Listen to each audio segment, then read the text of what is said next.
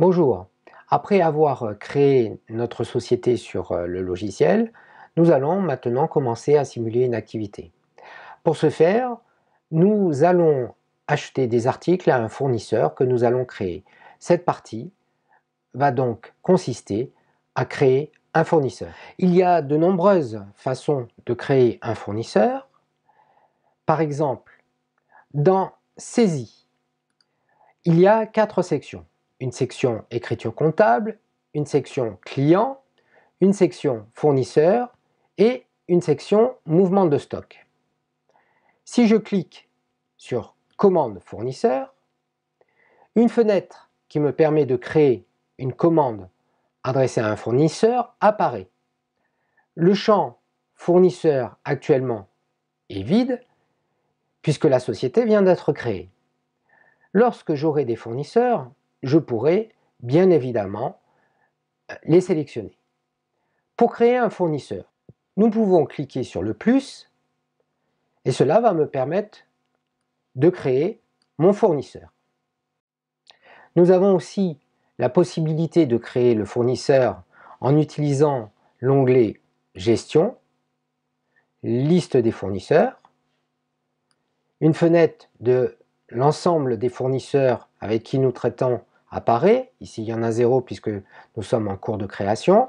Il suffit que je clique sur Ajouter pour que ma fenêtre Créer un fournisseur apparaisse. Pour mes étudiants de BTS, j'ai créé une base de données fictive qui me sert à créer mon premier fournisseur. Pas de remarque particulière concernant la première section, si ce n'est fournisseur étranger membre de l'UE, si je coche cette case, eh bien la TVA sera automatiquement mise à 0. Je ne connais pas son numéro de TVA intracommunautaire. En ce qui concerne les coordonnées, il n'y a rien de spécial à souligner. En ce qui concerne le mode de règlement par défaut, j'ai cliqué sur la flèche jaune de la banque. J'avais déjà rentré les coordonnées de ma banque, donc il a suffi que je les intègre.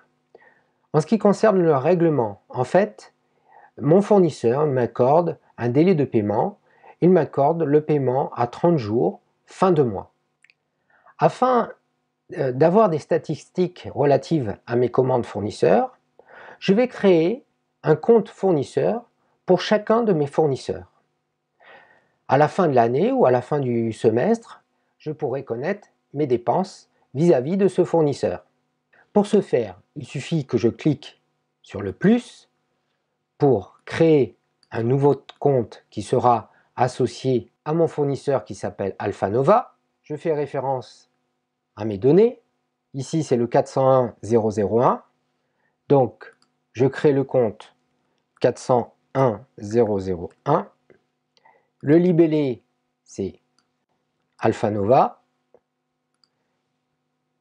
Ce n'est pas un répertoire racine, donc il n'est pas obsolète, il suffit que je l'ajoute.